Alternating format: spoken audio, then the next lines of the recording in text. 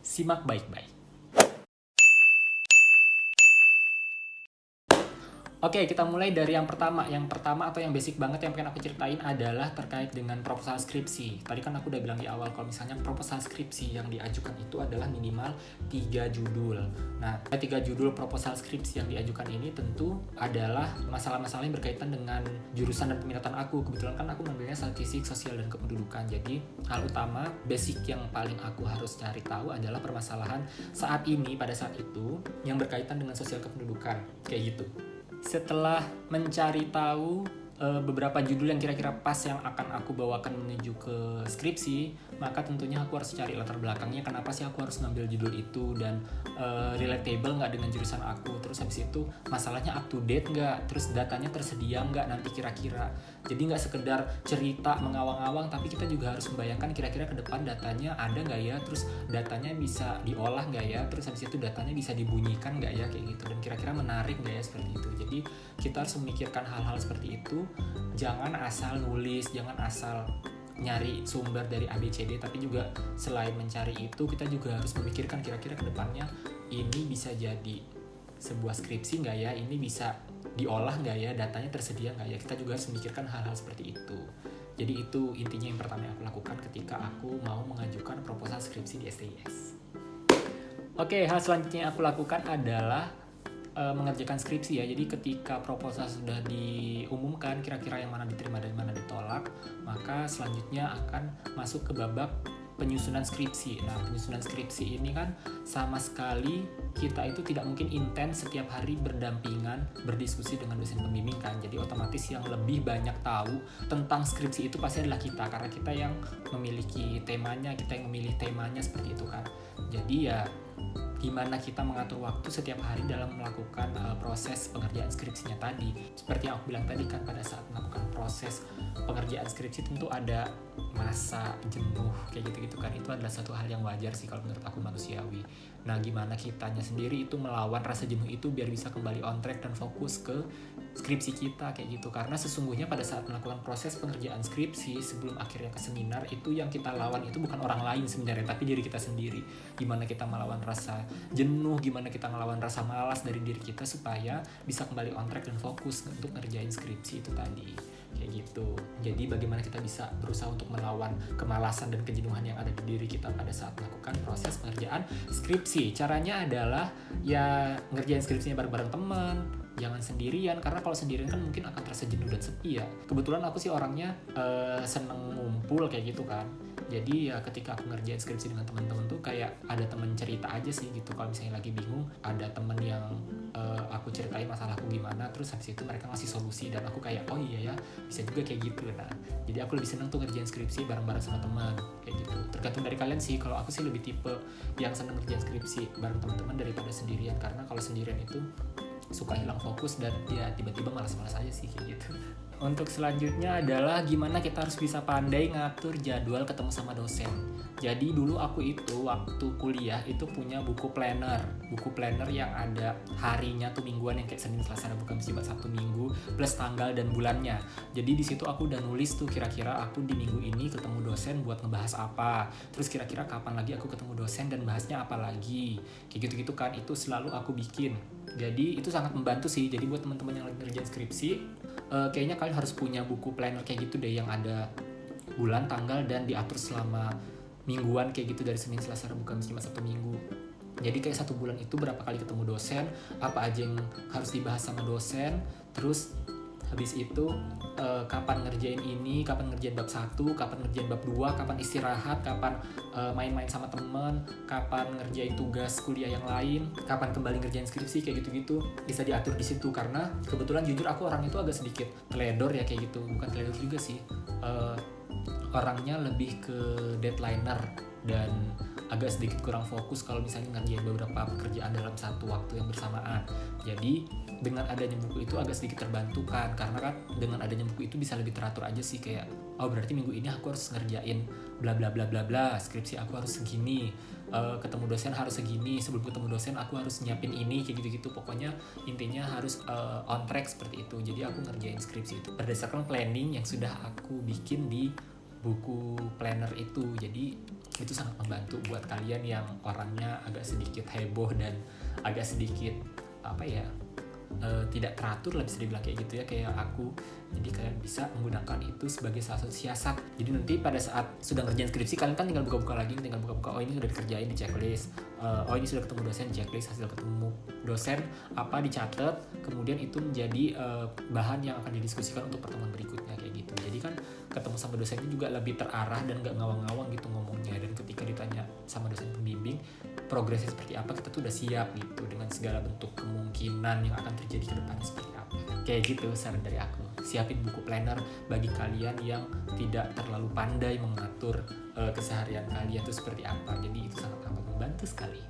Selanjutnya adalah persiapan sebelum seminar. Tentunya harus belajar ya kan, karena walaupun itu skripsi kita yang lebih banyak tahu daripada orang lain, tapi alangkah lebih baik kita juga mempersiapkan diri dengan belajar sebelum maju ke seminar. Jadi kita harus belajar dulu, baca-baca dulu. Kira-kira nanti teman-teman penguji pengen nanyain apa nih, kayak gitu-gitu kan. Harus juga belajar seperti itu. Lalu pada saat proses seminar yang harus dilakukan paling utama adalah percaya diri. Kenapa? Karena skripsi itu kan yang bikin kita, jadi otomatis yang lebih banyak tahu kan kita. Nah, kita tetap harus tampil percaya diri pada saat melakukan proses seminar skripsi kayak gitu. Pada saat maju memaparkan skripsi kita di saat seminar itu kita harus tetap pede, jangan kelihatan panik, jangan kelihatan deg-degan, jangan kelihatan gugup kayak gitu-gitu, karena ya yang tahu skripsi itu adalah kita, karena kita yang bikin gitu, bukan orang lain. Kecuali beda halnya kalau misalnya bikin orang lain dan kalian gak tahu apa-apa, nah itu beda halnya, beda ceritanya. Tapi saya yakin sih kalau misalnya mahasiswa STIS pada saat proses pengerjaan skripsi itu 100% saya yakin pasti dikerjain sendiri masing-masing. Nah kayak gitu. Jadi tetap harus percaya diri, jangan sampai terlihat deg-degan, jangan sampai terlihat gugup, karena disitulah celah dari orang-orang akan mencari tahu titik lemah kita. Jadi ya tetap harus percaya diri tentang skripsi kita pada saat pemaparan seperti itu. Kemudian pada saat seminar skripsi juga harus diatur kira-kira kita akan menjadi peserta seminarnya siapa ya, kayak gitu-gitu. Harus datang di tanggal berapa dan sesi berapa kayak gitu-gitu. Jadi harus kita list kita mau datang ke seminar skripsinya siapa aja kayak gitu. Oke, lalu kalau pas sidang skripsi sama seperti saat seminar, tetap percaya diri dengan skripsi kita seperti itu. Walaupun vibes-nya tentu akan lebih deg-degan ya, karena kan di satu ruangan kelas itu hanya ada kita yang mahasiswa, terus di dalamnya ada 3 dosen kayak gitu kan. Jadi ya vibes-nya tentu akan berbeda pada saat seminar. Nah, saran dari aku adalah tetap percaya diri dan yakinkan kepada dosen penguji maupun dosen pembimbing kalau misalnya jawaban kita itu sudah sesuai dengan rumusan masalah, dengan metodologi analisisnya seperti itu. Jadi memang harus kita kuasai dulu kayak gitu, karena bisa jadi kayak yang aku alamin kan, ditanya terkait dengan turunan rumus pada saat sidang, dan itu aku agak ngeblank sedikit, sehingga ya aku cuma bisa senyum-senyum doang pada saat itu, dan harus ngotak-ngatik rumusnya itu pada saat bertemu dengan dosen penguji aku di ruangannya beliau seperti itu. Jadi ya harus persiapan matang. Jadi tidak cuma belajar di salah satu bab. Misalnya kan ada nih beberapa orang tuh kayak kalau misalnya dosen A itu biasanya nanyanya bab 1 bab 2, jadi belajar bab 1 bab 2 aja kayak gitu-gitu kan. Terus kalau misalnya dosen ini biasanya nanya bab 4, jarang kok nanya bab 3 kayak gitu-gitu. Nah, jangan sampai kayak gitu, lebih baik kita belajar seluruh bab. Jadi sewaktu-waktu ketika kita ditanyakan bab yang berkaitan, maka kita udah bisa jawab seperti itu. Dan kalau misalnya kayak ditanya metode analisisnya berarti ya kita harus tahu mulai dari dasar atau basicnya si rumus itu sampai akhirnya menjadi rumus yang kita gunakan pada saat proses pengerjaan skripsi.